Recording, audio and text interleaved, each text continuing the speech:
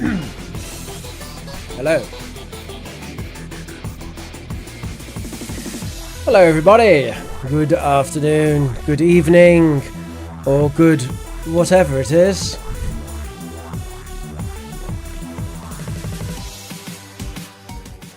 Hello, my name is Teacher Rich or Professor Rich, and today we're looking at the 12 tenses of English.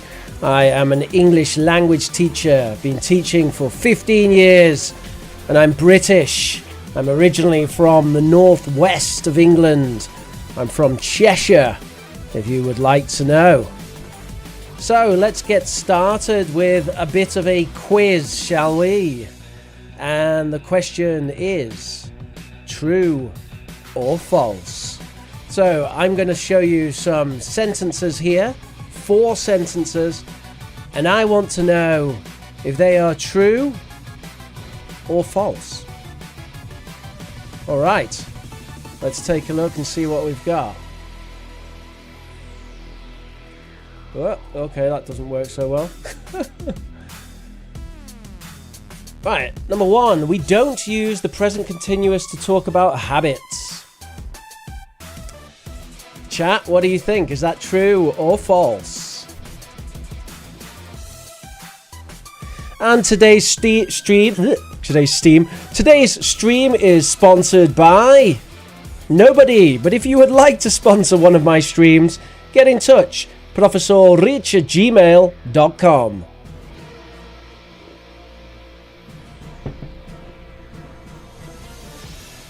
True or false? We don't use present continuous to talk about streams.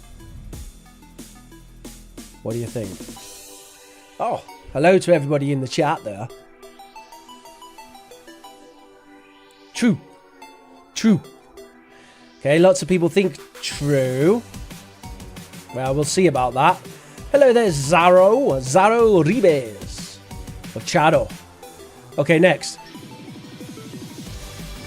We use present simple to talk about the future. True or false? Shall I do the head thing, like in wrestling? True or false? True or false?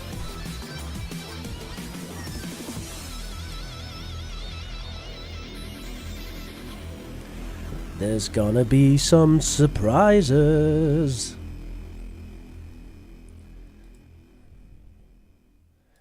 There's going to be some surprises. The music in the background was Mega Man 2 Nuclear Flash. That's a remix by Juan Medrano and the legendary Zircon.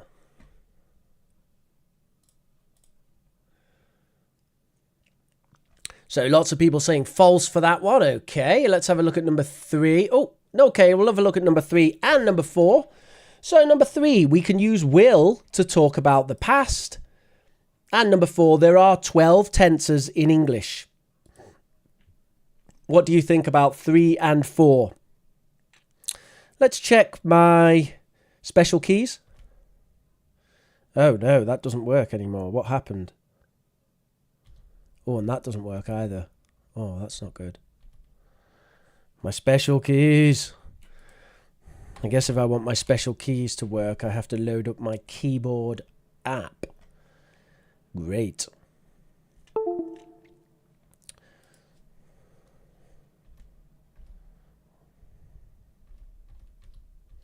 No, still not doing it.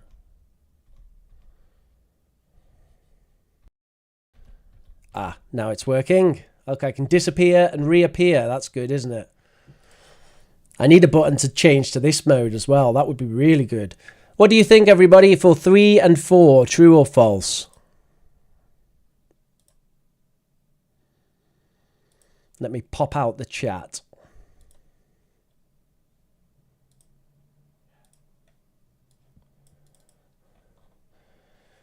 So for 3, a lot of people say false. And 4 people say true. Okay, you're not going to be happy. I think this is the worst performance that we've ever had for a quiz on this channel. So let me show you the answers and you can complain at me. Okay. All right, let's start then. First of all, number 1, we don't use present continuous to talk about habits is false. We do use present continuous to talk about habits. Number 2, we use present simple to talk about the future is true. We do use present simple to talk about the future. Number 3, we can use will to talk about the past is true. We can use will to talk about the past. And number 4, there are 12 tenses in English. Well, we can discuss that. So, let's see what's going on here, because everybody got 1, 2, and 3 wrong. And number 4, we have to discuss. So let's have a look at number 1. What's happening here? Present continuous for habits. Yes, you can use present continuous for habits. So we use present continuous to emphasize annoying or sometimes positive habits. There's always an emphasis and there's some strong emotion. For example, she's always shouting in the office.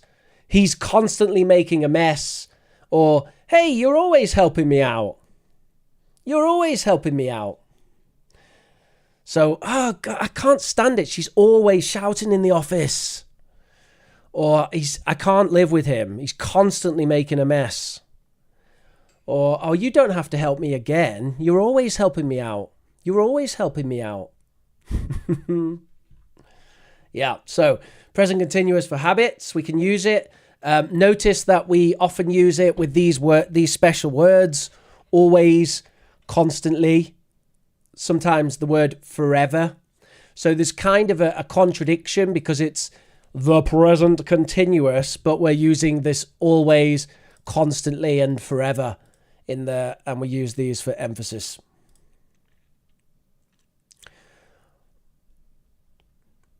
All right, let's move on. Number 2. So what was number 2? Number 2 was we use present simple to talk about the future. Yeah, we use the present simple to talk about the future all the time. And here's some examples. The train arrives tomorrow at 5 p.m. I have to go to work next Saturday. I can help with your homework next week. And I go back home next month on the 7th. So we actually use the present simple quite a lot for the future. We use it for abilities, obligations, scheduled events, timetables, things like that.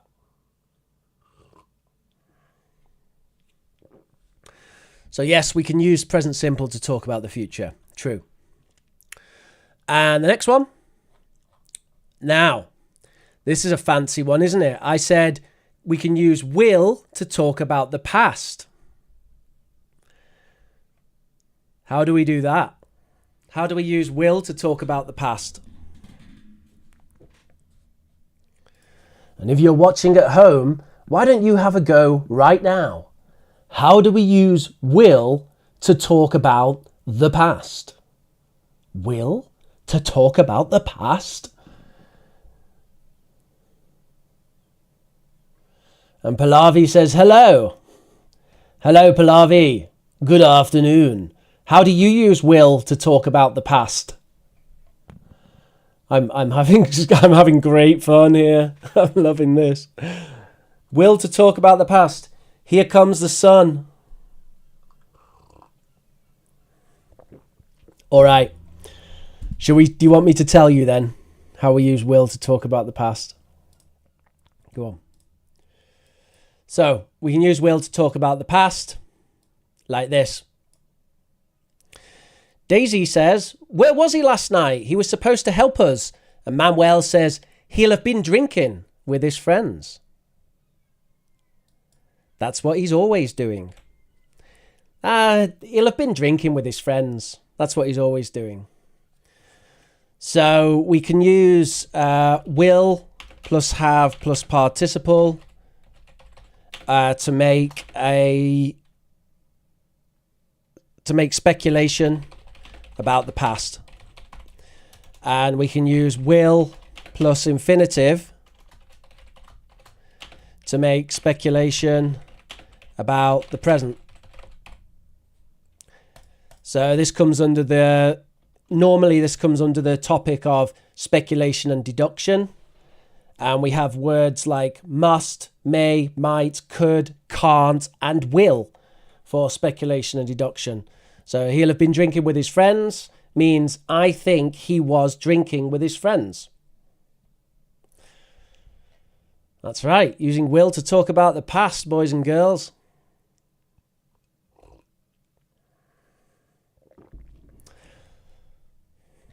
I'm quite pleased with that. I have to say, I'm quite pleased with that. Now, we also have a feature from Daisy. Daisy is okay, everybody. She just doesn't like us anymore, so she doesn't want to talk to us. No, she's just busy. There were some people concerned. There was some concern. All right. So the last one. I said there are 12 tenses in English. This is where I might get a bit ranty. So, for this one, some people, in fact, most people will say yes. Some people will say no. And the truth is, it's complicated because we have to ask, what is a tense? Now, what we call tenses in English, really in linguistics, they should be called aspects. A tense is supposed to be a grammar form that is used to distinguish time. So a lot of languages have this, where they have a different grammar form that distinguishes time. Like we take in Spanish, hablar, and in the past, habló or hablé, right? And that's a grammar form that makes the past. And we have a grammar form that makes the past in English as well. The past simple, right? Ate, eat, ate. Talk, talked. And that's it. That is the only tense we have. It's the only real tense in English is the past. The present and the past, that's it. The others are not really tenses. They're aspects, or another word we could call them is a modal construction. So you can see I talked about future simple here, that we could call that a modal construction, using a modal verb to access a different time. It's not really a grammar tense linguistically. So nonetheless, we do have this idea of 12 tenses. So why is that? Well, most language teachers in schools teach the 12 tenses. It became popular in the 70s because a lot of language experts who had learned multiple languages wanted to make English look similar to other European languages. So they wanted to kind of map English onto other languages using this kind of form. And that is what the 12 tenses are. And we've got Domenico Lafauci under another name in the chat. All right, so let's see what we're going to do today, everybody. Oops, I didn't change the topic title. That's silly.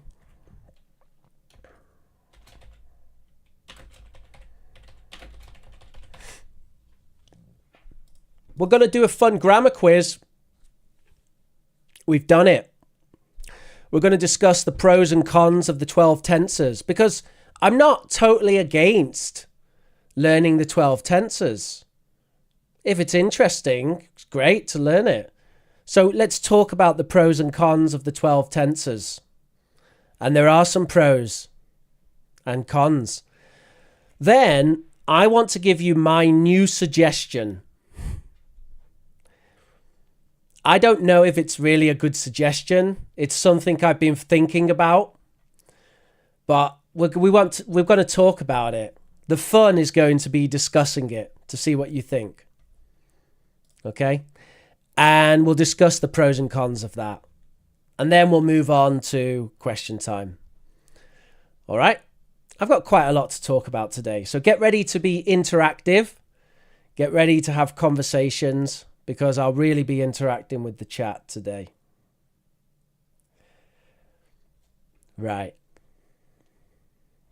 So the 12 tenses. Do you guys know the 12 tenses? Have you seen this, the 12 tenses?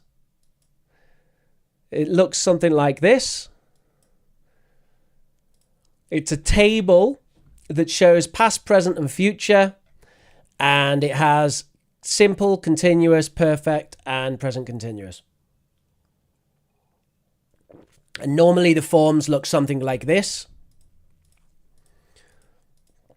Right, so we have here present simple. And we've got the positive, the negative, and the question. Here we've got present continuous, positive, negative, question. It looks very neat, doesn't it? It looks very organized. I think this is why people like it. It looks so neat and organized and cute. Right? It does look neat and organized and cute. It's nice to look at. It looks logical, doesn't it? Oh, look how logical this is. Look, the present, the future perfect continuous. Will you have been walking? Isn't that great? Yeah, so this is from the 70s, more or less. It's a bit outdated, and it's very form heavy. So I have some questions for you about this. What do you think about it? Why is it helpful? Why is this table helpful? Tell me why it's helpful. And what problems do you think there are with this model? So think about the 12 tenses table and tell me, why is it helpful? Why is this table helpful? And what problems do you think there are with this model? Why am I not just talking about this model all the time? In fact, I basically never talk about this model, do I? It's not really my area. So why? What's the problem with it? Let's talk about it.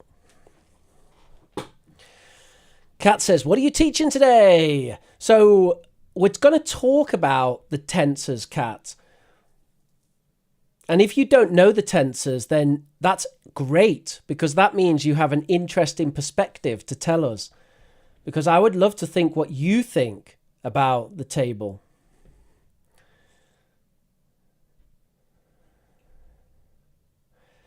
Manuel says there's a rule you can write she take instead of she takes. What's that, Manuel? What rule? When can you write she take?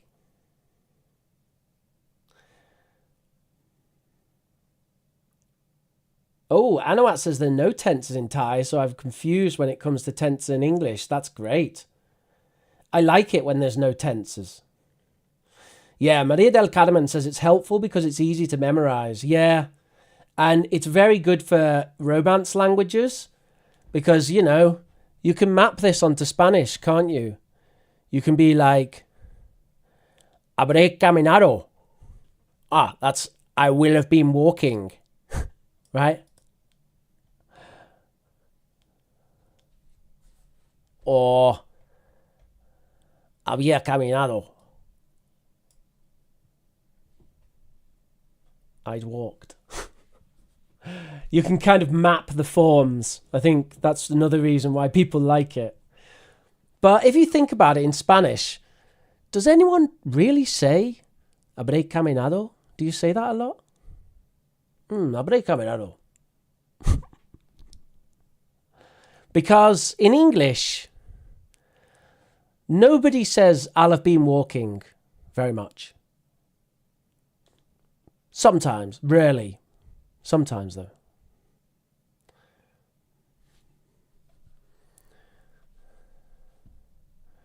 Close the poll, Maria del Carmen. You mean me? You mean Rich closed the poll? Bonk. Everybody likes the present perfect. Some people don't like camping, though, so they don't like tents.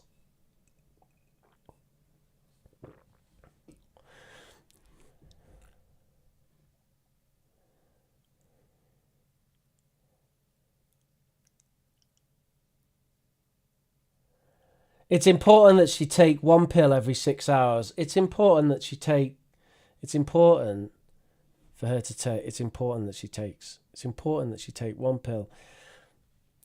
I think that has been lost, Manuel. I think these days, because I know that you're trying to talk about a subjunctive there, but I think in the modern day, people will say, I think that she takes.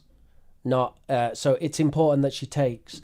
It's important that she takes a pill every 6 hours. I think people will say that.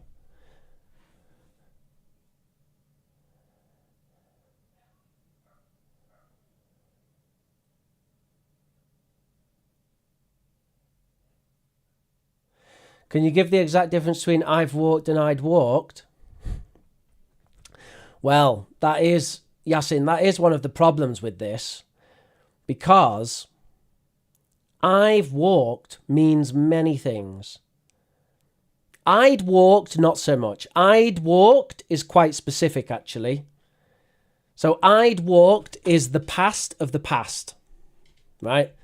And that's basically what the past perfect is. There's only really two uses for the past perfect. It's the past of the past, and it's the imaginary past. That's really the two uses of the past perfect, right? So example of the past is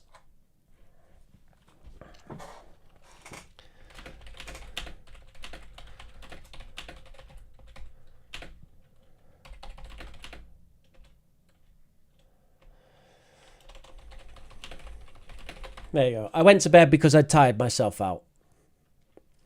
So there's an example of the past perfect, and by using the past perfect here, we say that I'd tired happens before went to bed. Right? So I'd tired myself out. Oh God. Happens before went to bed. And then the other use of the past perfect is for the imaginary past.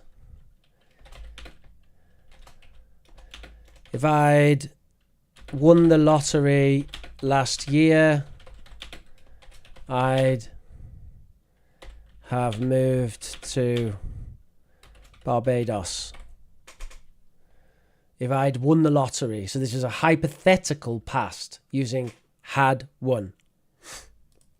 Another possibility. If only you'd told me about the party.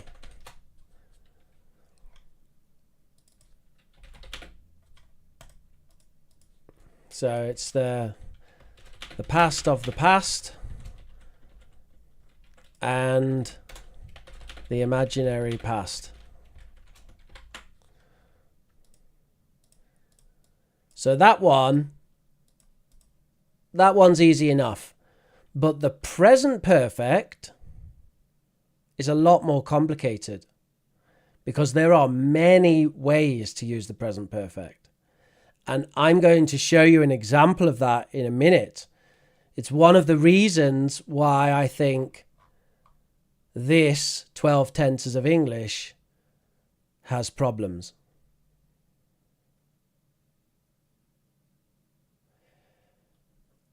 Kishan says, present indefinite tense, please. That's just present simple, Kishan. Present indefinite is what we say is just another name for present simple.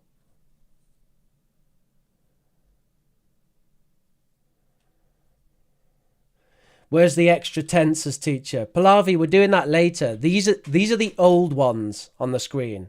We're going to start to talk about the old ones.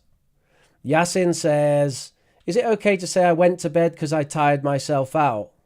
Yeah, it is. So the past perfect is not necessary. but it's useful. It's for clarity, right? It's not necessary, but it's useful. You could go through life and never use past perfect, but it's useful.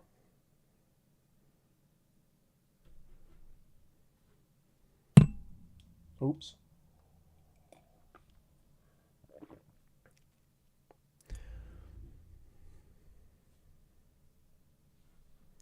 It's not only English, Ashley. It's the same for every single language on the planet, except languages that nobody speaks, that are invented languages, like Esperanto. But every other language on the planet does not follow rules. The rules come after. The rules are a map. They're not perfection. It's not that natives don't mix it up. Natives just use the language, right? The mix-up is thinking that these rules are hard and fast. They're not hard and fast. They're soft and flexible. All right, let's get into this. So, look at this statement. Do you agree? Can you give reasons? Some of these are almost never used. What do you think? Do you agree with that statement? Some of these tenses or aspects are almost never used.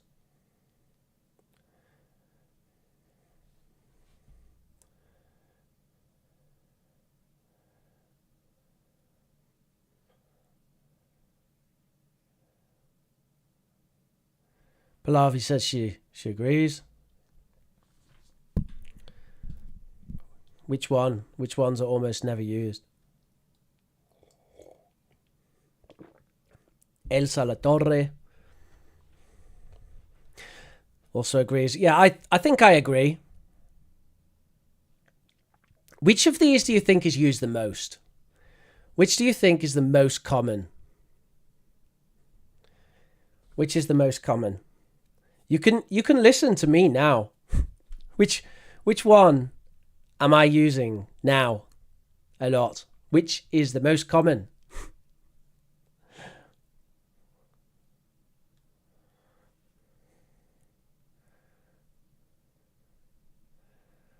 You can hear me using it right now.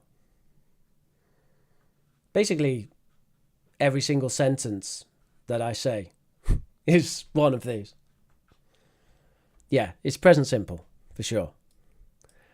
Present simple, definitely the most common. Now, it gets a bit difficult then to say which is the most common, but certainly present continuous is very common. And then it's tricky. Probably past simple after that. So present continuous, past simple, then maybe present perfect. Yeah. All right, let's move on. Next statement. The table looks like it's organized by time. Tense is another word for time. So the table looks like it's organized by time. However, it is actually organized only by form, not by time. What do you think about that? Do you agree? The table looks like it's organized by time, but it's actually only organized by form.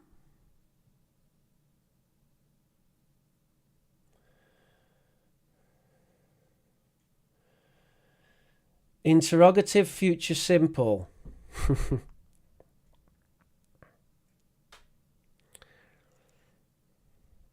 Yeah, I think that's basically never used. Maria del Carmen. Like, will it rain tomorrow? What will the weather be like tomorrow? That's possible. What will the weather be like tomorrow? Who will win the football match, do you think? See, we normally ask those questions with do you think? Do you think it'll rain tomorrow? Do you think? So then it's present simple. Do you think? Do you think it'll rain tomorrow? Who do you think will win? Who do you think will win the football?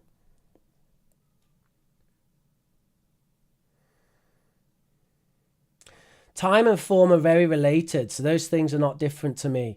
No, Yasin, that's the point. They're not. I'm going to show you a bit more about that. People think time and form are very related, but actually they're only partly related. They are related, but only partly related. That's the point. That's the point. Let's have a look at an example about this. So, form doesn't match time. So here's some examples of form not matching time. Perfect. This is just on cue. Perfect for you, Yasin. You ready? So form not matching time. I'll help you right now. Right? Using will, but it's talking about now. I'll help you right now. Oh, I'll help you right away. Are you going to make a coffee? Yeah, I'll make it now. I'll make the coffee now. I'll make it now. Right? Right now, using will. We're going to get some more. You ready?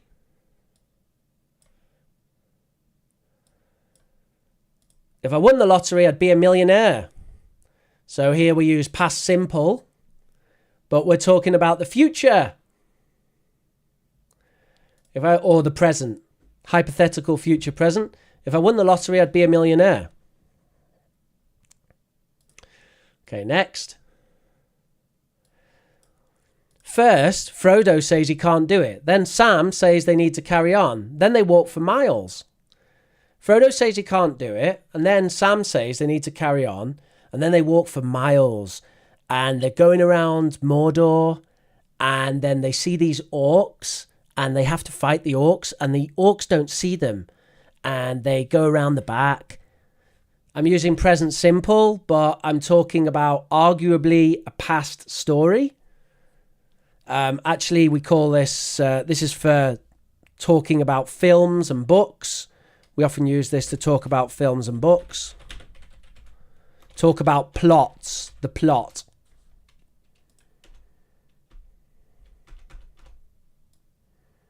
Probably a better way of putting it.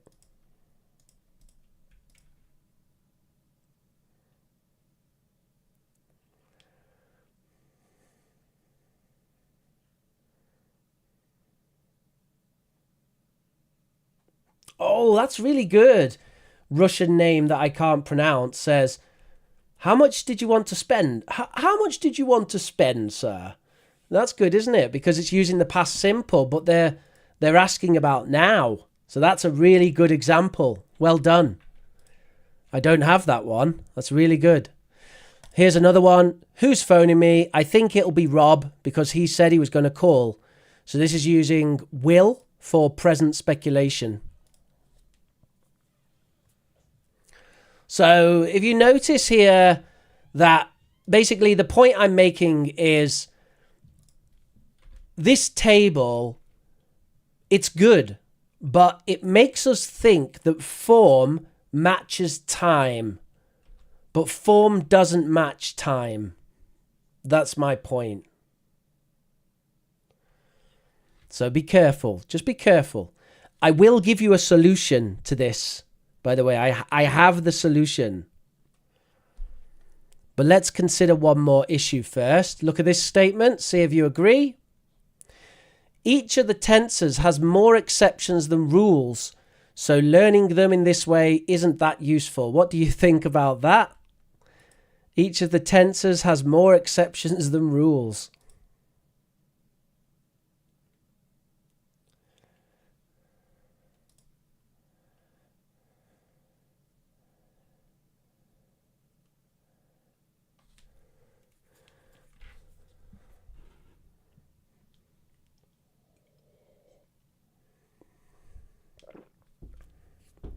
I think saying learning them in this way isn't that useful is a bit harsh. Let's reduce that a bit.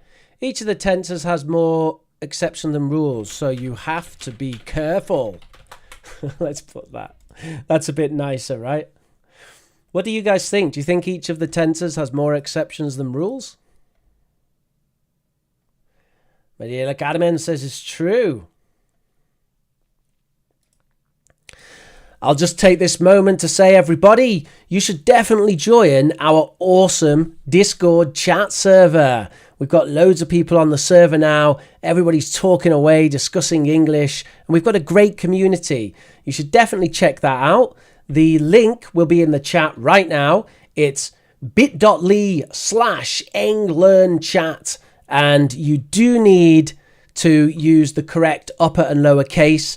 So the best thing to do is to click the link down below the video or check the chat right now, which is there, I think, and I'll post it now in the chat. Oops, everything disappeared. There we go. I almost did that kind of professionally, but then messed it up.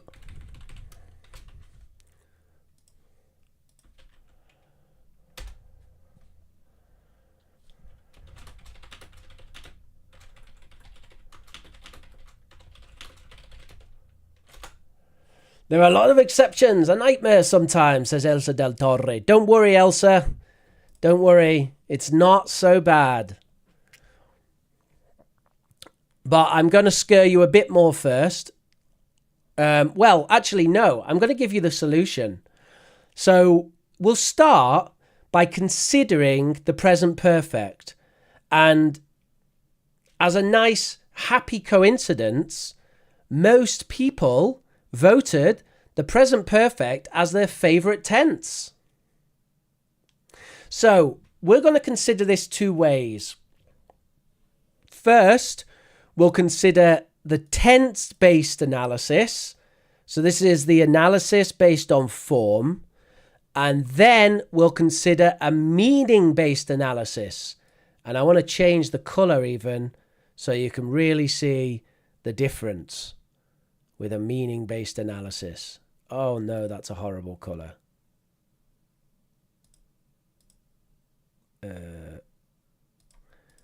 Okay, that's all right. Is that all right? I guess. Okay, let's start with the tense-based analysis then. So tell me, everybody, what do we use present perfect for?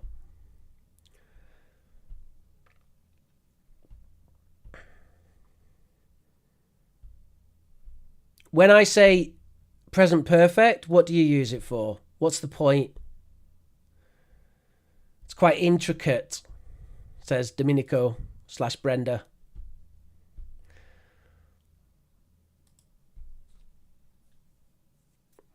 Experience, yeah, I agree. I would say life experience is the main one, and that's probably what I have at the top, actually. Yeah, I have it at the top. Life experience. I've never been to France. Unfinished time. It's quite funny that one person says unfinished time and then another person said finished. That's interesting, isn't it?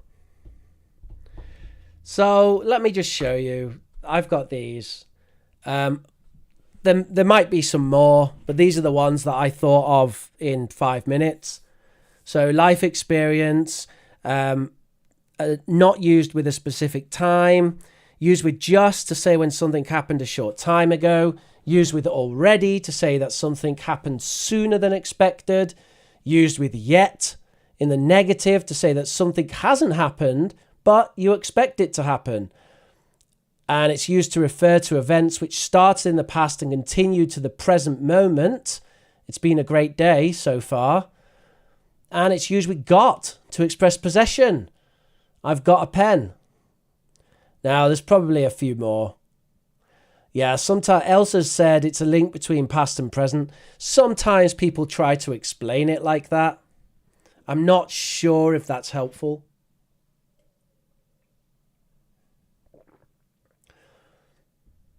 Unfinished time as opposed to past simple, which refers to finished time. It's only in one circumstance when we use it like that, though. Right? Because, like this one, right? I've just written the email. That's not unfinished time. That is finished. It's a finished action. It would be correct to say that both of these things can mean exactly the same.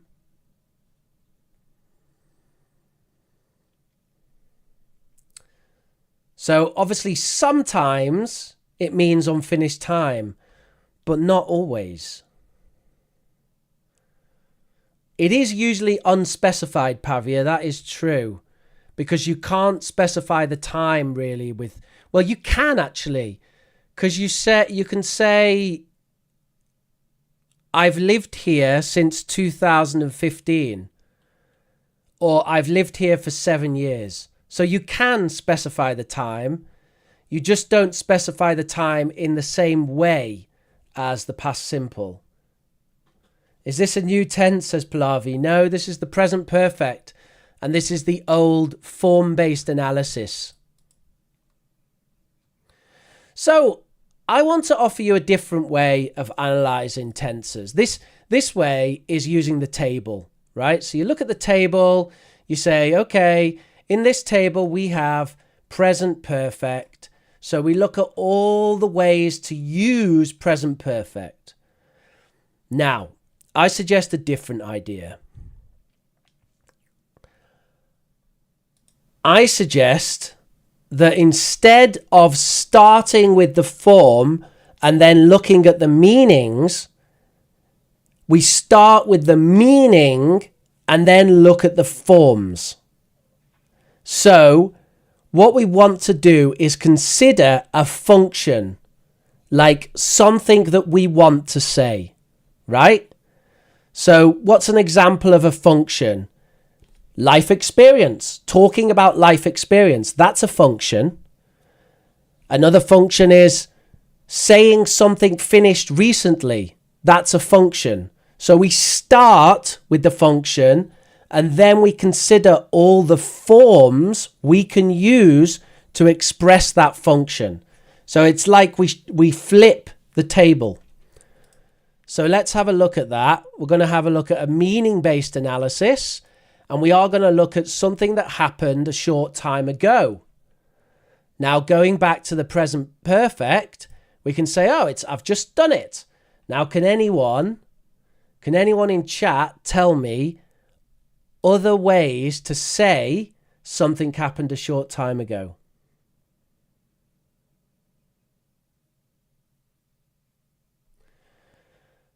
Oh, my beard.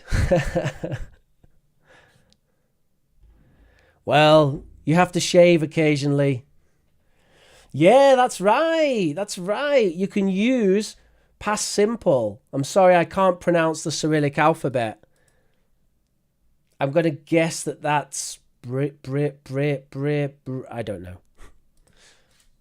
Yeah. So past simple is one. Let me show you all of them that I thought of. So yeah, I also got that one, past simple. I've just done it. I just did it. I recently did it. I did it a minute ago. It's freshly done. So here's some examples. So my suggestion is that you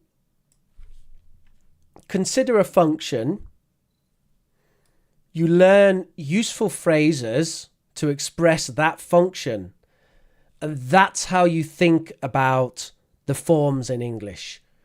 Rather than starting by thinking about form and then listing all of the ways of using that form, instead we start with the meaning and we list the forms that have that meaning. Right? So here we have several forms which have a similar or the same meaning. What do you think? Does that make sense?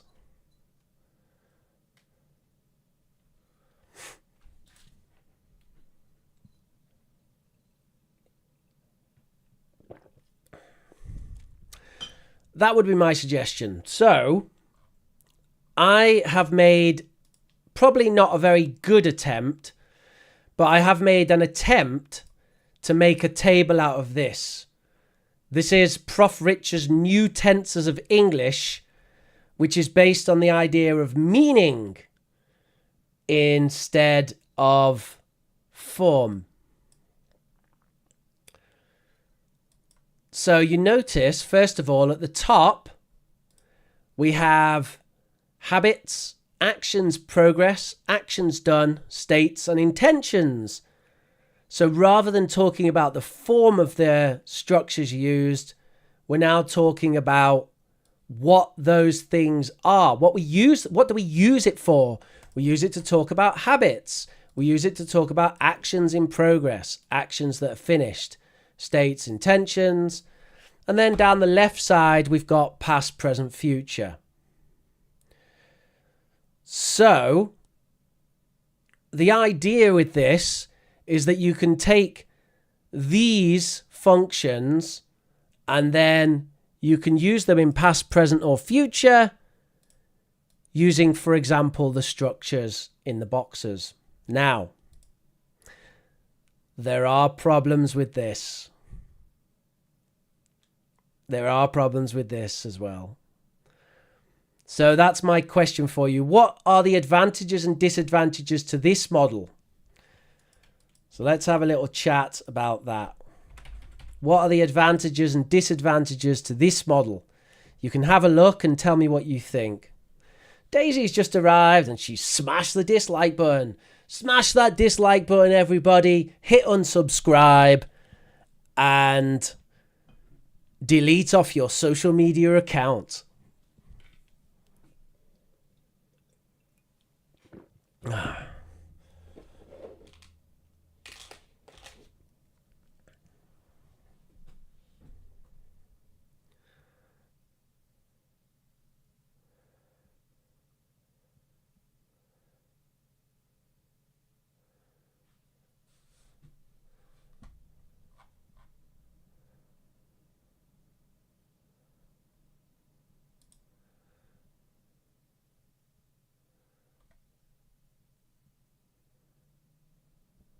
Ah, Vitali.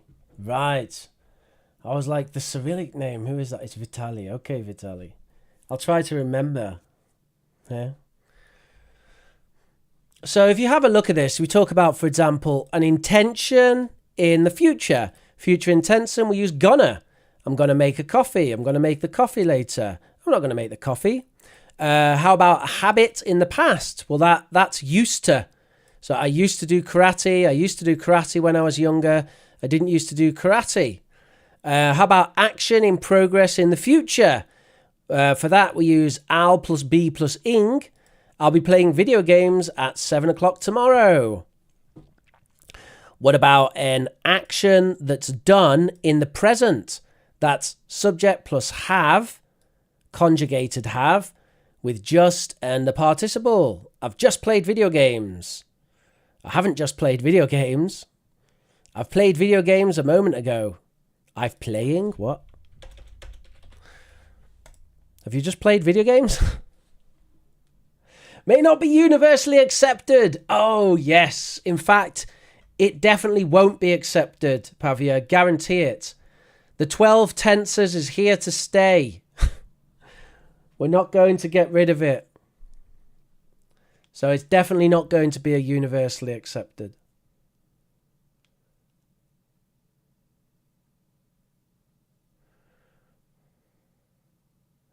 I think these tenses are enough.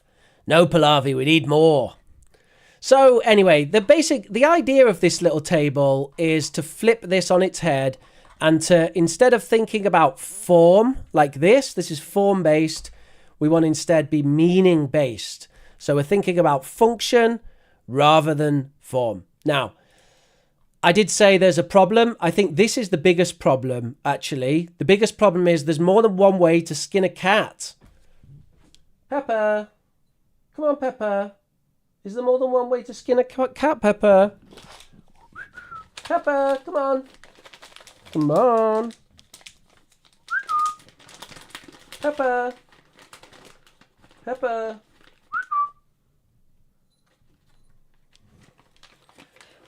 Maybe I'll get her to come over here. kind of luring her out with treats. Pepper, come on. There's more than one way to skin a cat, Pepper. Let's have a go. Pepper! Come on. Hey. Oh, she's a cutie, isn't she? She is. Mm-hmm. Say hello. Come on. Okay, everybody. If you're happy seeing Pepper, then smash that like button. There we go. All right, kitty. All right.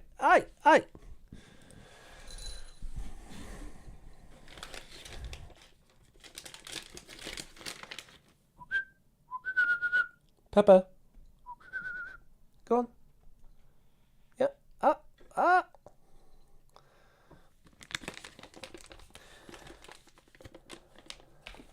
So there's more than one way to skin a cat. Basically is the same as the expression, all roads lead to Rome. It basically means there are many ways to do something. And the problem with my table, if we have a look at it, right, we've got future habits. Well, the problem is there's loads of ways to talk about future habits. There's not just one. There's loads. I'm going to go to karate twice a week. I'll be going to karate twice a week. I intend to go karate twice a week. I predict I'll go karate twice a week. There's loads of ways of talking about future habits. Okay, we can take another one. Let's take, past finished actions. Past finished actions. How many ways of talking about past finished actions?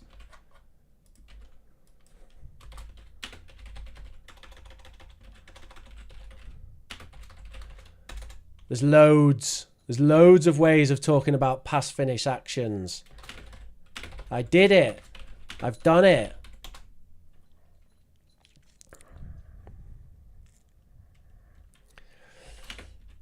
I see my friend and he comes over and he asks me where I'm going. I tell him I'm going to the park. I see my friend, yes. So yesterday I was in town. I'm walking around and I see my friend and he comes over and he asks me where I'm going and I tell him I'm going to the park. So another way of talking about past actions, finished actions. So we've got I did it, I've done it. We've got that. We've got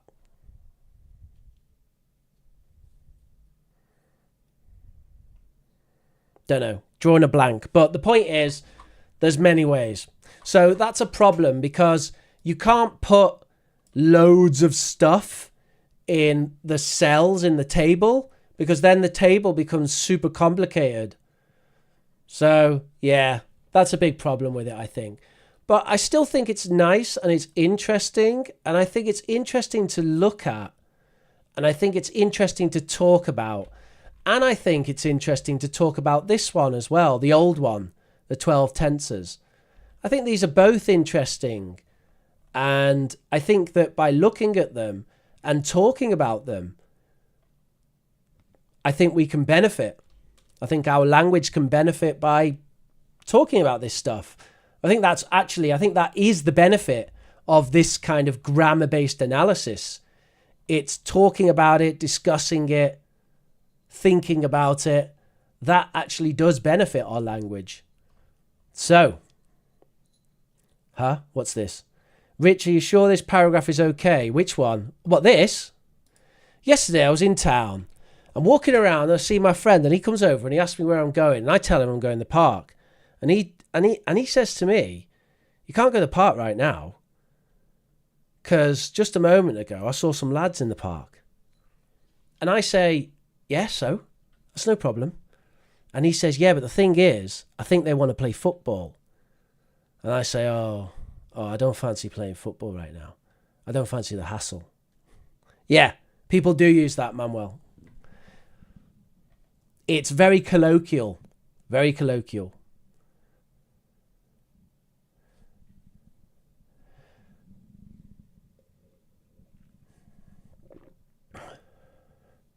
Rich, you can use the third type of past you typed in your document in the IELTS exam, particularly in part 2, which is the long term. What do you mean?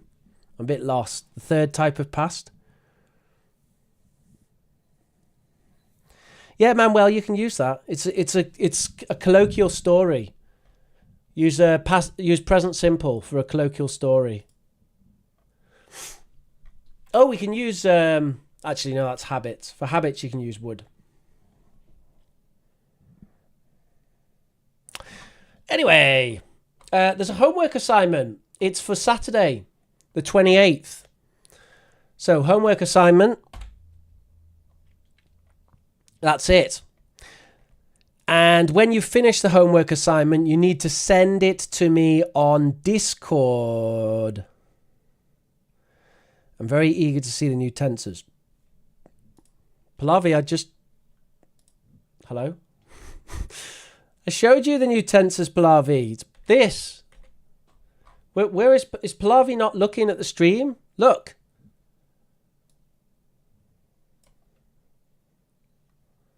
It's there. They're that. That's it. Okay, there's the new tensors. Right, anyway, this is the homework assignment. So if you want to do that, you have to join our Discord server. To join our Discord server, you go to the following web address. You go to bit.ly/englearnchat. Exactly like that. You need to have the capitals exactly like that. Okay. So if you join our Discord server, you can do the homework and send it to me. Manuel wants to invite me to a coffee. That is very, very nice of you, Manuel. If anyone wants to invite me for a coffee, you can do. I have a donation link. You can give thanks. So if you want to give thanks to Rich,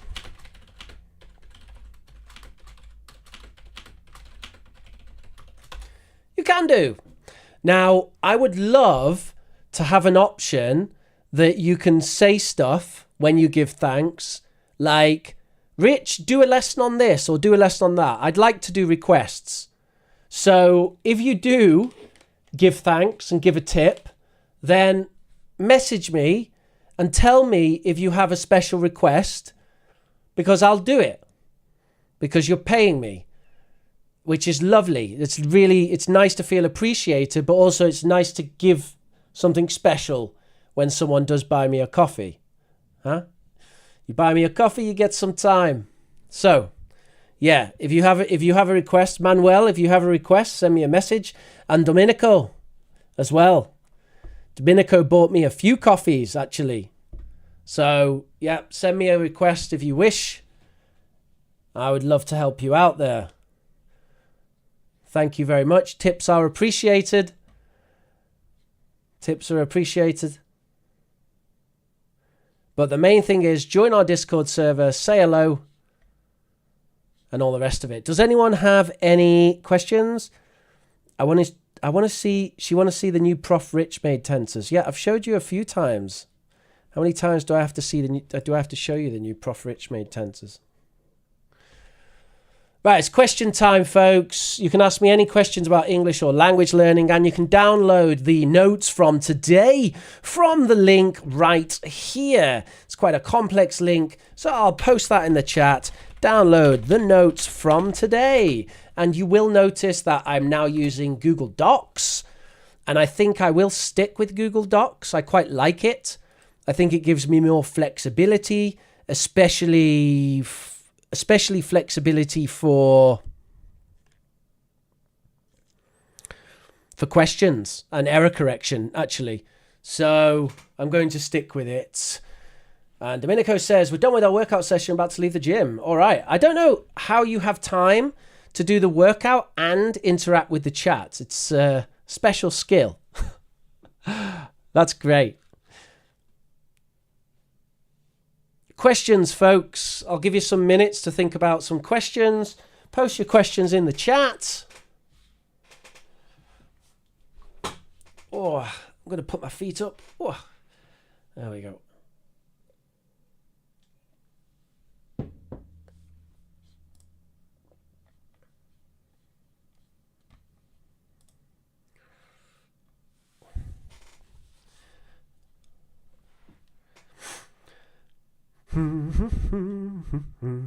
So have a think about those questions. You got any questions about English, learning English, or education?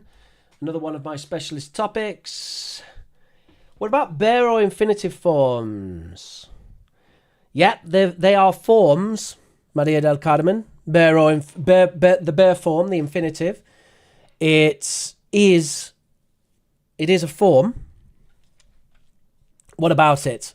Do you mean, is there a tense, or what are you ask? What are you asking exactly?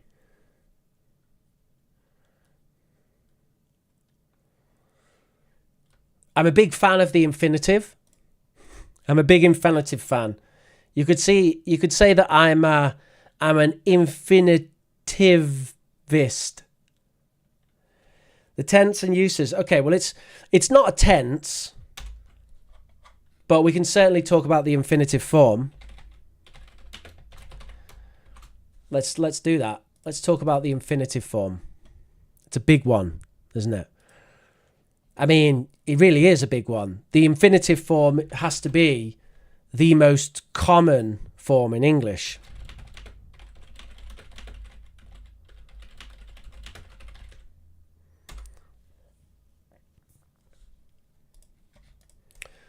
So let's try and do this kind of in order of...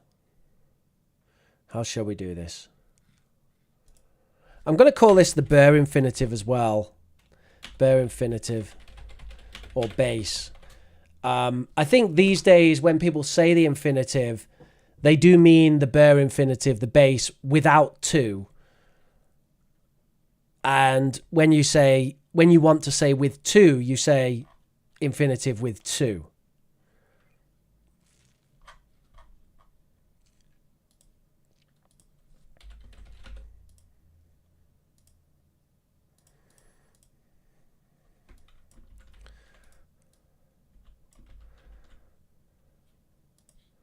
So I might be a little bit controversial here and start with an unprecedented thing. I'm going to start with saying that it follows a modal. So after any modal verb, you use the infinitive. That's going to be my number one thing to teach about infinitives. Because I think it's super useful to know that. Super useful. Because then, when you know all the modals, you can say loads of stuff, right? You can say loads of stuff. Let's get a table here. Can I get a table? How do I insert a table here? Do I have to do this? Insert table, boom, boom, boom. And I want 9. Like that. Yeah. Great. Yeah, so if we learn all the modals, which are can, could. No. We're going to start with may, might, could, can, should, shall, will, must. May, might, could, can, should, shall, will, must.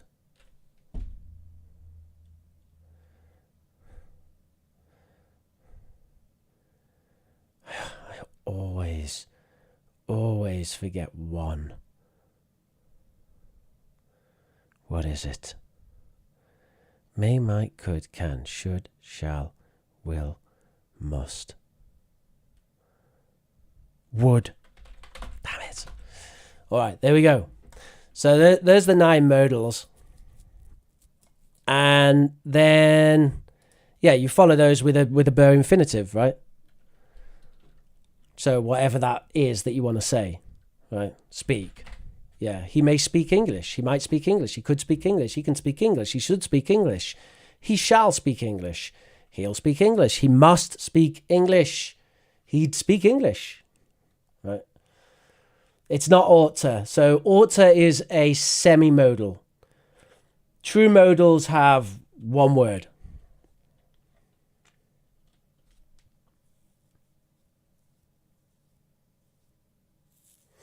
Daisy, to answer that question, which is a very good question, the best tense for telling a story is the past simple, past continuous, to be honest. It's the best one.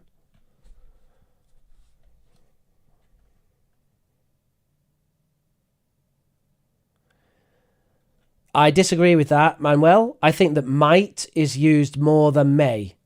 I would say may is the least common out of may, might, could. And I think that shall is the least common of all the modal verbs. Shall is the least common of all the modal verbs.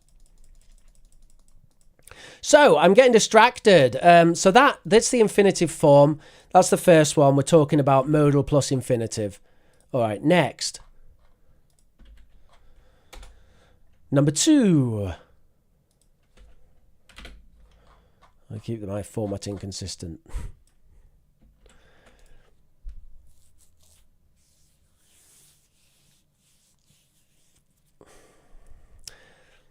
Number 2. I guess we go for imperatives for number 2.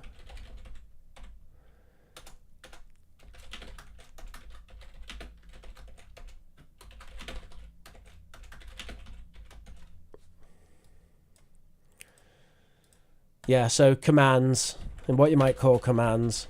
So obviously, it's a big thing for the infinitive.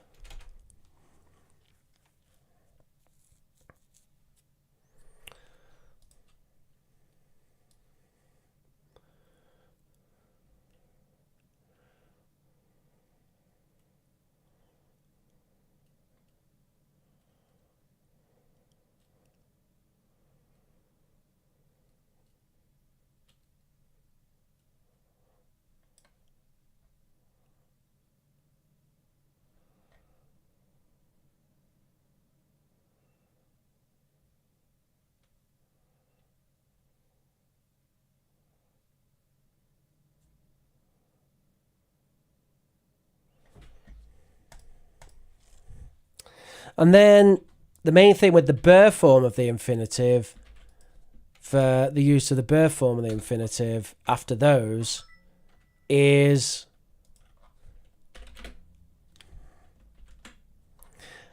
after certain verbs. And actually the ber infinitive is probably one of the least common forms after verbs if you include to infinitive as a different form.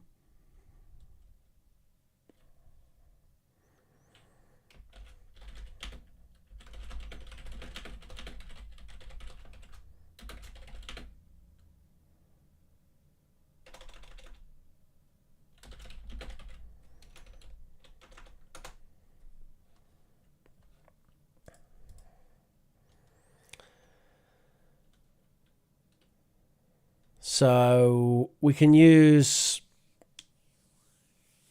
make for make someone do something.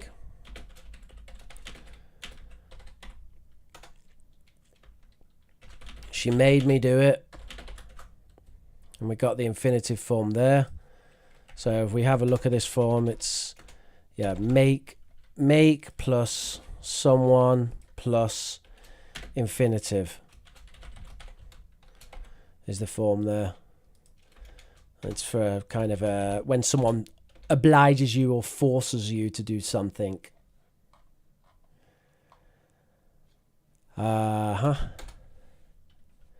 Let, help, see, hear, watch. We should have those separately. Let and help, see, hear, watch. So let him do it. See, hear, watch. Watch the children play. So you can see we've got the infinitive there, got the infinitive there, the infinitive there.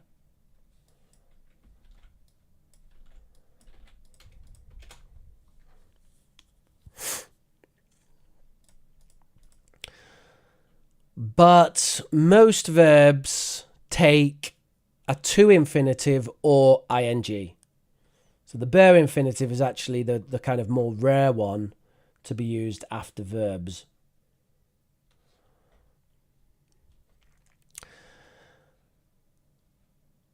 And then I suppose we should also say that the verb infinitive basically makes up the present tense. It makes sense to say that, right? Basically makes the present tense.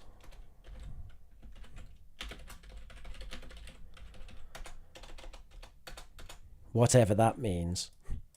It makes up the most common tense in English, the present tense. For I, we, you, they, plus the infinitive. And then we all know that he, she, it. We normally have the infinitive plus s or us if it's regular. Wait, if it's regular? No, what am I talking about? Let's just leave it at that and not get complicated. I think it's in some cases you've got the situation when a Y turns to an IES and things like that. I don't really want to get into it. It's basically just a spelling issue anyway. But yeah, so there's that.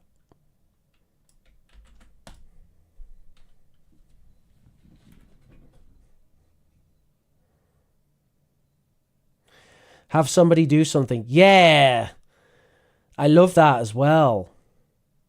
Watch the children playing. Yeah, you can watch the children playing. Yeah, but you can watch the children play as well.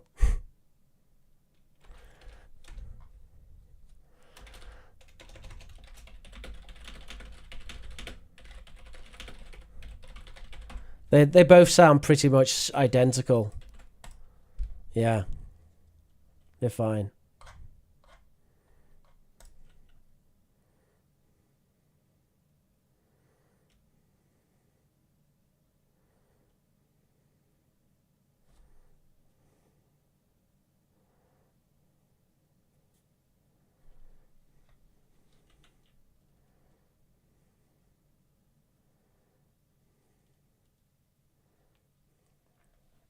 So, just to dive in a bit more in detail to Daisy's question, because Daisy was asking, what's the most normal tense? Or what's the most, let's say, what are the most used forms or the most normal forms?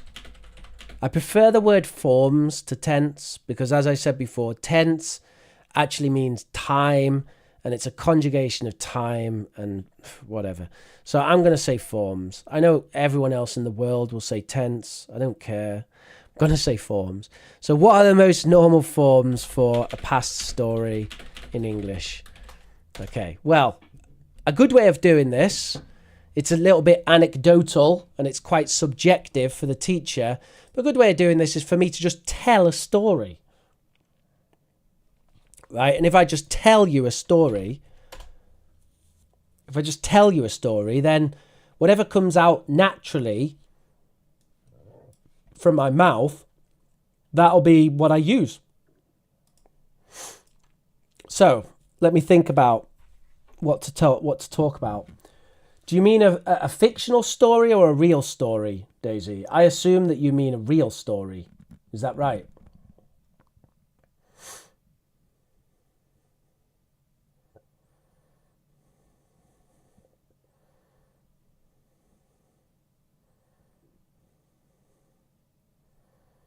I think the chat might be quite delayed.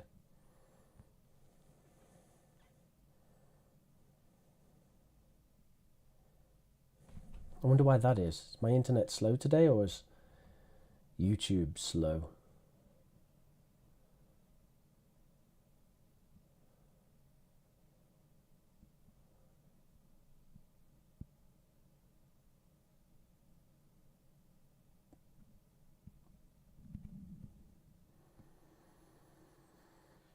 Telling a story to people. Oh, that's a real story, isn't it? Okay.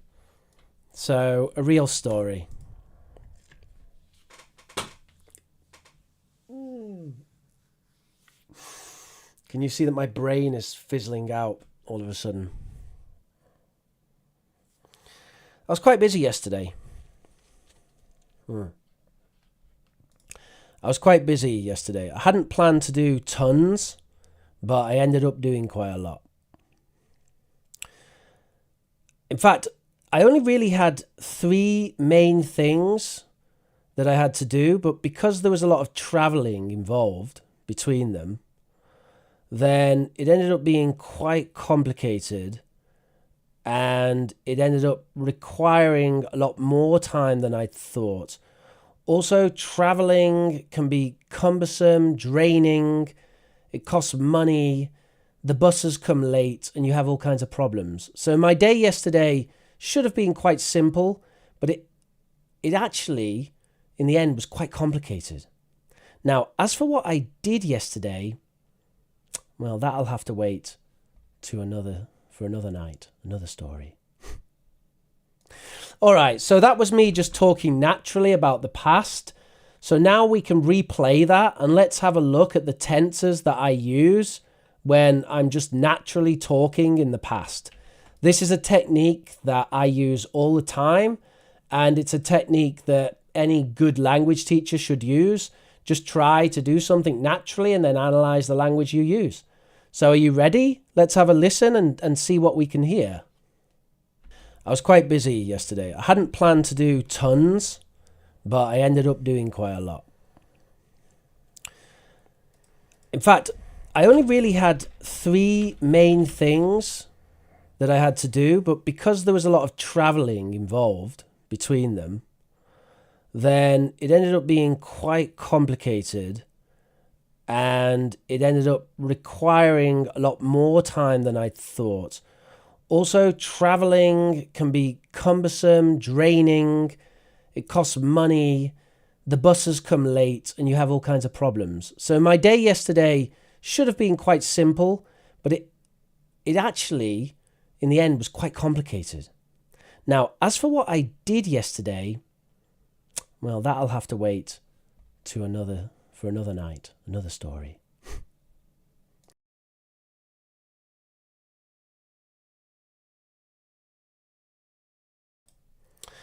All right, so just in that kind of brief introduction to a past story, we can see that basically it's all past simple with a little bit of past perfect.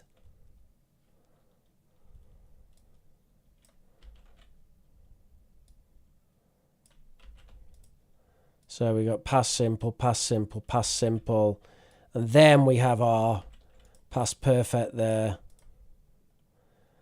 And then past simple, and then we've got a present simple, but that's talking about the future.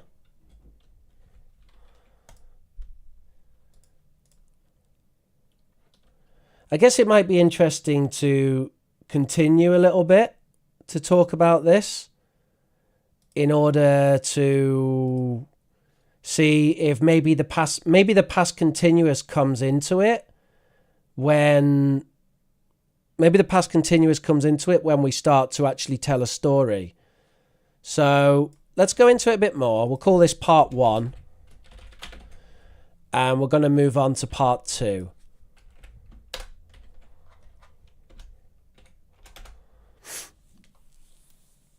So I need to actually think about something that really happened that I can tell you about. All right. So basically, I was going to look at a house and I'd planned to take the bus to the train station and then the train to another place and then to walk to the house. But unfortunately, when I got to the bus stop, it started to rain. And obviously that sucks because I wasn't wearing a coat. Now, it doesn't bother me that much. I'm quite hardy. The rain isn't that bad. It is getting into October, so it's quite cold. But it's just a little bit annoying. And then the bus was really late. So it's kind of annoying when it's raining and the bus arrives late. So the bus arrived and it was raining and I was getting wet and I got onto the bus and I was quite annoyed and I didn't really think straight and I bought the wrong ticket. I bought an expensive ticket. I bought a day rider, but I really just needed a single. So I ended up paying £5 when I only needed to pay £2. So that also was annoying. And then because the bus was late by 13 minutes, then I got to the station and missed the train. And then I had to wait at the station for about 45 minutes while it was raining. So that was great. But, I grabbed a coffee and I grabbed some snacks and it cheered me up a little bit. And at the end of the day, it's just life, isn't it? These things happen. All right, so let's have a little bit of a look there at the next part of this story. We'll have a listen and listen out again for the tenses. Yes, Pallavi, it's okay. Ask your question and I'll address it in a minute.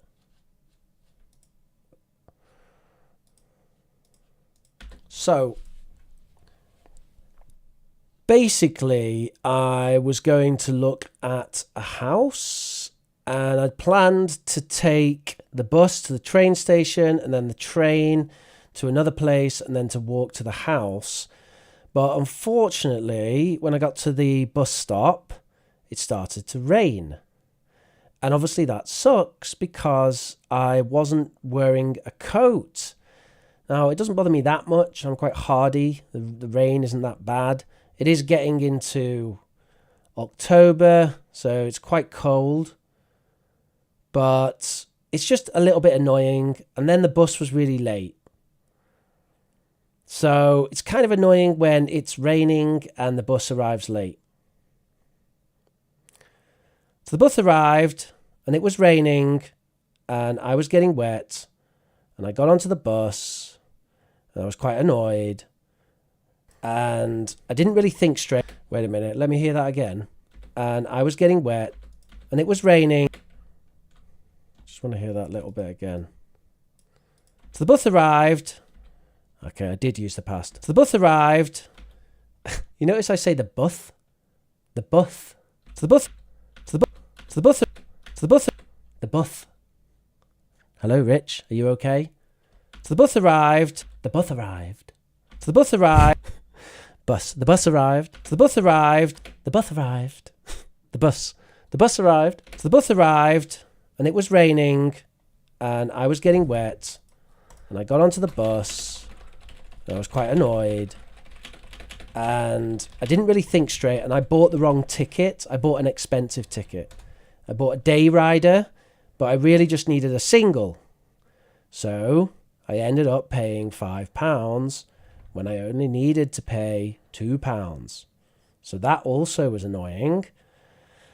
And then because the bus was late by 13 minutes, then I got to the station and missed the train. And then I had to wait at the station for about 45 minutes while it was raining. So that was great.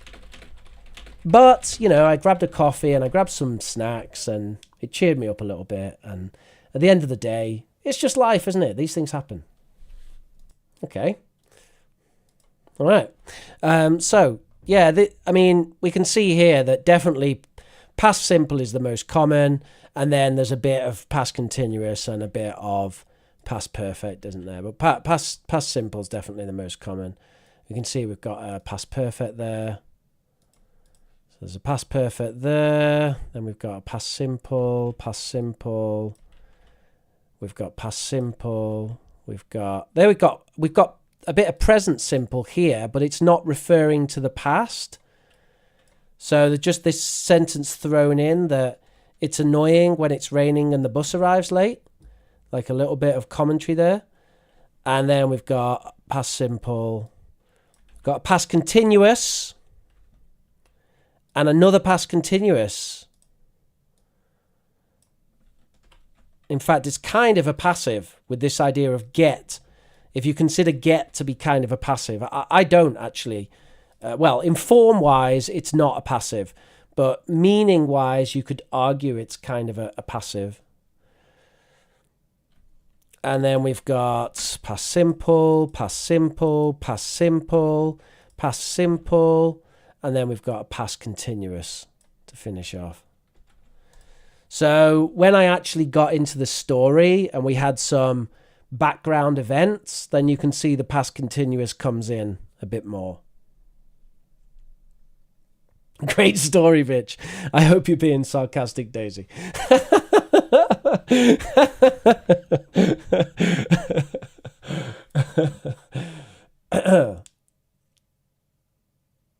This is literally what happened yesterday. It's just my boring day yesterday. It wasn't that boring a day, actually. That was the boring part. Do men not carry an umbrella in England? Yes, they do. Just I don't. Just the rain doesn't bother me that much, to be perfectly honest. Carrying an umbrella bothers me more than the rain. A brolly. Well, brolly is the colloquial for it, Manuel. And Vitelli says, I just finished work on Tuesday, just gone. Hadn't had any food since morning, so really was looking to have some. I was about to get on the bus, and then I got approached by a homeless person. That's really cool, Vitelli. Great. Pallavi says, why not, teacher? I just, like I said, I find carrying an umbrella is more annoying than the rain. Pallavi, men rarely carry umbrellas. British men do, actually, Daisy. But they carry the big one. The big umbrella. Not the little one. A big umbrella. I like big umbrellas, actually. In the future, maybe I'll carry one. I don't know. I used to have one. I used to have a really nice umbrella.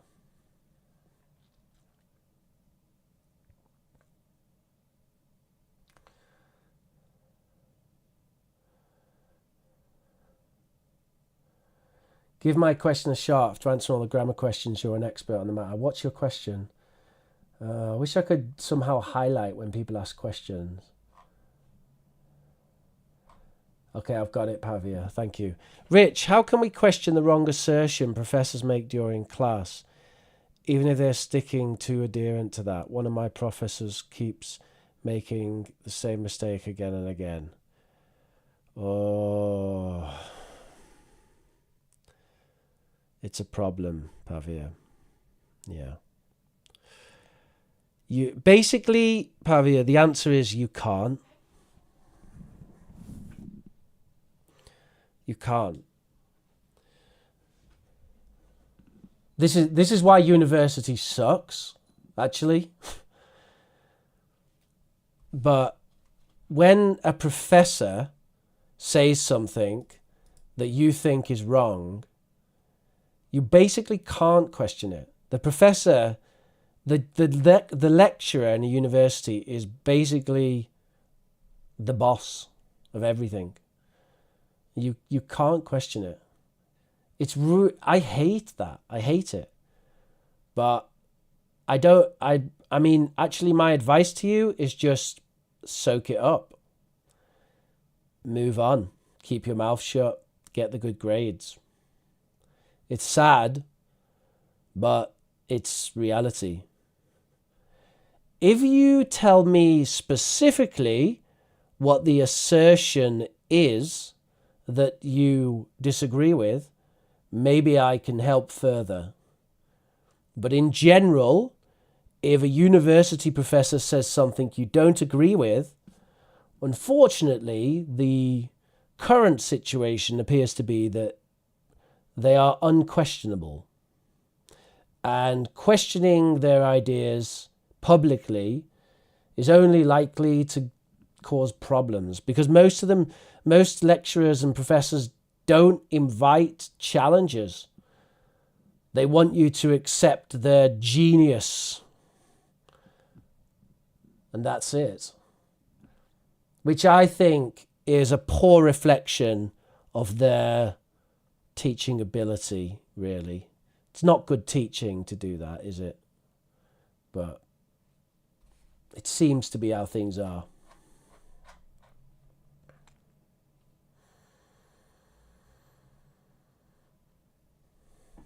I heard British people say Tuesday. That is how you say Tuesday.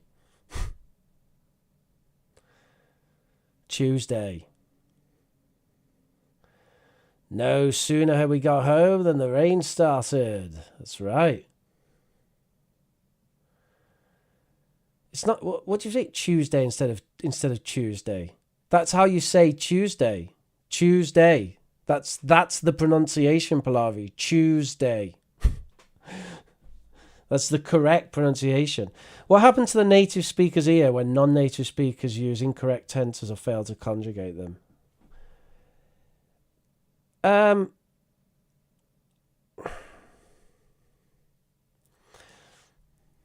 As long as there's enough context to know what you mean, Anawat, it's not normally a problem.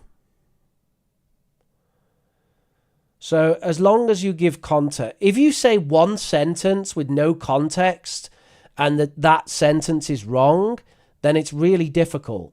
But if you say a few sentences and there's plenty of context, then it's there's no problem then. You know, it just sounds like a non-native speaker, so it's not really an issue.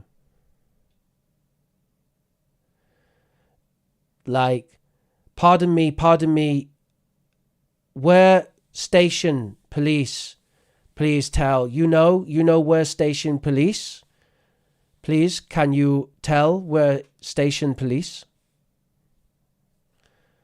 You know, if you say one sentence, please you tell station police. Whoa, what? I do what? But if you say a few, like, oh, need help, need police, need talk police, you tell, tell me, tell station police, where is station police? Then it's okay.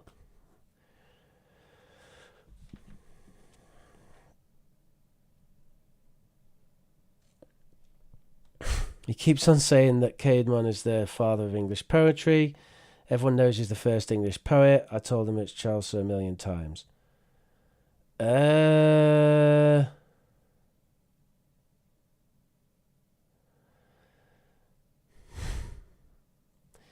mean, that just sounds like a disagreement of opinion, Pavia. It's not even really a factual disagreement. That's just like he comes up and says, the best colour is red. And then gives his lecture. It's like, well, I think the best colour is green. Well, the best colour is red. That's like, okay, whatever. That's your opinion. Vitaly says, thank you for reading out my comments. No problem, Vitaly. You have a lovely day. It's been my pleasure. Hey, everybody, make sure that you smash that like button. Hit subscribe. If you're watching our channel for the first time, welcome to the best English learning channel on the internet. Smash that like button. Comment down below. I read all of the comments and I respond to all of them. I answer all your questions. And if you join our Discord server, then I'll also check your homework. That's right, I give homework and we check the homework together. And here is our homework assignment for the moment. So the deadline is Saturday the 28th. That's this Saturday. And the question is, what's your favourite grammar point in English? I want you to talk for 2 to 3 minutes about your favourite grammar point. Here's an example. My favourite grammar point in English is negative adverbials with inversion. Never had I seen such an enormous dog. Seldom do I sing in the shower. Oh yes, I do love negative adverbials with inversion. So that's the homework task. Record a 2 to 3 minute audio and then send it to me on our Discord server, which is bit.ly/englearnchat.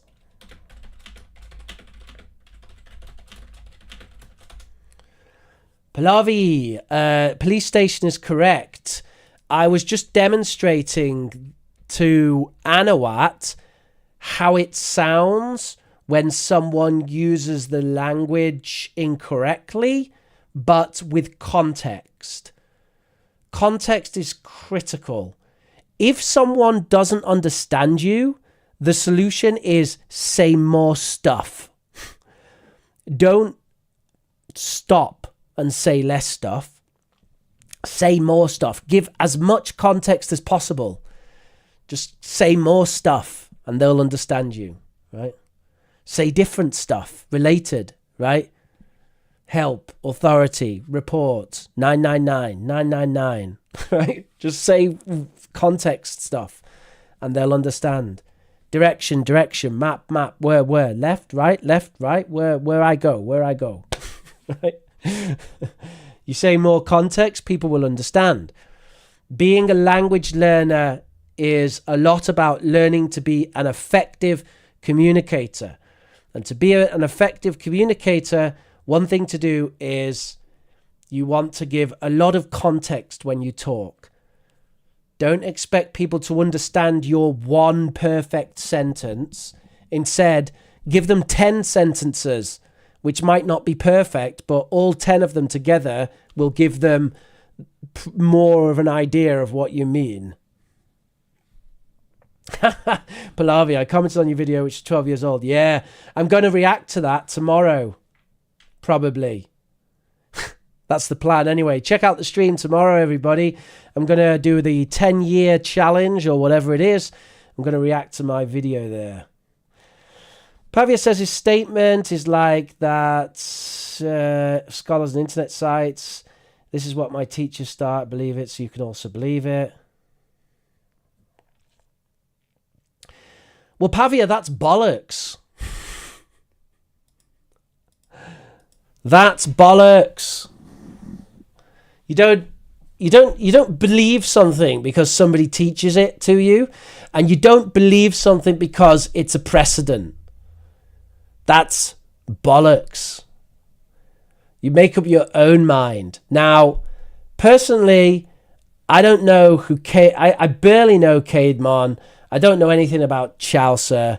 Okay, I don't have that much interest in poetry. I mean, you said here about this, he's the first English poet. I mean, to be honest, I think that's bollocks as well. Because the first English poet is some Celtic guy that we don't even know about, who wrote a few poems somewhere, told them in his little town, and then probably got burnt to death or killed by a boar, or who knows. But obviously the first English poet, we don't really know who that is. You mean the first famous poet who used kind of the English language, even though the language is kind of different and not really English, right? These things, you can argue about them forever, but the point is no one can say a definitive statement.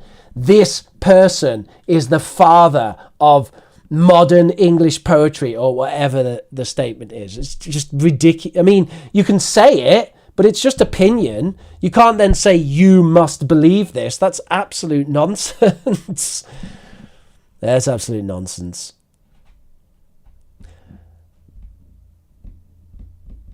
Your professor sounds like a narcissist. All professors are narcissists.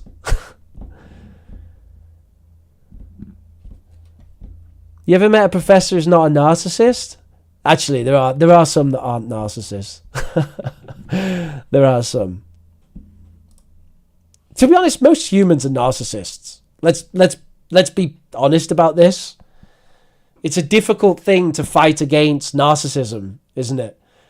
We all want approval. We all want to post photos and get the thumbs up with our photos, you know? Come on. What's this? Vitaly says, Rich, does this get deleted? Does what get deleted? Alexander says, what's bollocks? Yeah, you've got to the end of the stream, guys. Prof. Rich is using swear words. All right. Bollocks. It's a British swear word.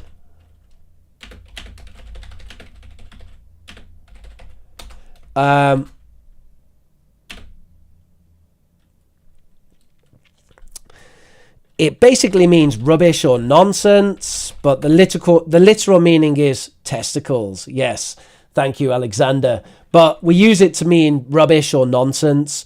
we also use it to mean like that. That's the American version. I mean, you could basically say that bollocks is the UK version of crap in US, right? It's something like that. One warning about this, I spoke about this last week.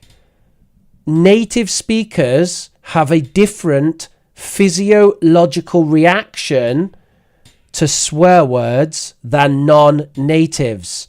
So be very careful about using swear words as a non-native speaker, because you can often get it wrong and use too much swear words. So the best thing for a non-native is avoid swear words as much as possible until you're very certain that it will be okay to use them. All right? BS. Well, that's super American as well, Daisy. I mean, the polite version of the word that I said is just to say rubbish in British. That's kind of the polite one. That's rubbish. Or nonsense. What a load of nonsense. That is rubbish. I was just saying that because I'm a bit tired and I've used a lot of coffee. How long have I been streaming for? I feel like I've been streaming forever. He told me there's an O sound in phonetics. Whoa. There is an O sound in phonetics, but there's not an O sound in British English. So what do you mean, Pavia? Do you mean in British English? Because in British English, no. The closest thing to an O is O, which is not and got. But in phonetics, yes. Phonetics is every sound of every language. But in phonemics, British English phonemics, there is no O. There's only O, which is not the O phonemic. Yeah, I know, Daisy. BS is super popular in Canada and the United States. How do you write the phonetic transcription of the word open? Open. Yeah, I'll show you that. Open. Open. It's the diphthong. O. O. O. O. Open. O. O. O. O. O. O.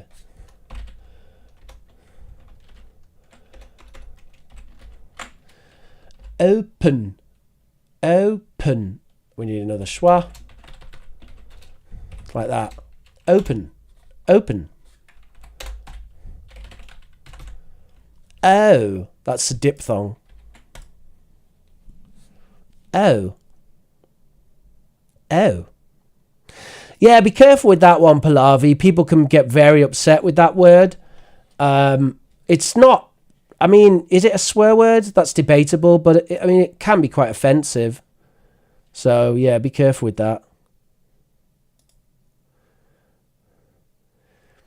I don't like, I think those words, like idiot, stupid, dumbass, as they say in the United States, I don't really like that, because, some people say them in a really mean way to like kids and stuff, and then, they grow up, and I've taught a lot of teenagers who, like, I'll say to them, like, oh, come on, just do this. Teacher, I can't do it. I'm stupid. I can't do it. I'm stupid. And you look at them and you go, huh? Who told you that? Who said that? You know what I mean? Who convinced you of that? And I get a bit upset about that. So, be careful about using little words like that, because they can get into the minds of people, especially children. And then they grow up with this limitation, this belief that they have some sort of a problem that they might not have,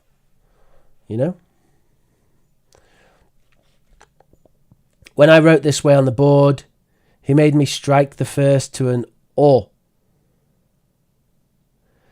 Oh, he's just wrong. Open.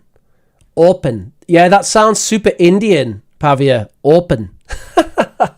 It sounds super Indian. Or open. Open. Open the door. Open. Yeah. No, we don't say or. We say oh. Open. Open. Open. Open. Yeah, that's just wrong. He did that on the board. Oh, and it's British English. Oh dear, oh dear, oh dear. Look, even Google, which isn't always right, agrees with us on this. So yeah, that's a bit of a problem. He's teaching you Indian Standard English there, which is fine, but he shouldn't say that that's British. It's not British. Yeah, it is a rude word, Pallavi, yeah. Yep, he's too arrogant. Professors are almost always arrogant, Pavia. I don't think that's the problem, actually.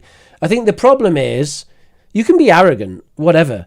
But the problem is, he's not inviting questions from students. Allow your students to question you. It's fine. You don't have to be the most intelligent person in the room all the time. In fact, you should hope that sometimes your students are more intelligent than you are, so that you can teach them to go on and become a genius and save the world. All right? And number 2 is don't get, if you get something wrong like that, find out and then admit it. It's painful, but you have to do it. You feel like an idiot as a teacher, right? Using Pallavi's swear word. If you do something wrong on the board and someone points it out, it's incredibly embarrassing. Imagine I've been doing this for 15 years and then I do something like I write becoming with 2 M's, it happens. And it's like, oh, teacher, you can't spell becoming. Like, what's your problem? Right? It's like, it happens. People make mistakes. We're not gods. I've made a video about it. Teachers are not gods, right? So you just have to accept it. You just go, oh, shit. Sorry, everyone. Getting a bit tired, obviously. I'm wrong. You're right. It's like this. Right? And that is what he should do about open, not open. Everyone's swearing in the chat now. Okay, everyone, no more swear words. We're never going to talk about swear words again because YouTube definitely flags that stuff. So anyway, thank you very much for joining me today, everyone. It's been my pleasure. Make sure, if you haven't done it, do it right now. Smash that like button. And in the chat, say goodbye, farewell, catch you next time. And yeah, goodbye, farewell, and catch you next time. Thank you very much for joining me today. Have a lovely day. And I'm streaming tomorrow. I'm going to react to my first video on YouTube. I haven't watched it in a while, so I'm going to give you a genuine reaction to what I think about that video. Do I agree with a video from 12 years ago? Let's find out. All right. See you later, everybody. Bye-bye now. Bye-bye.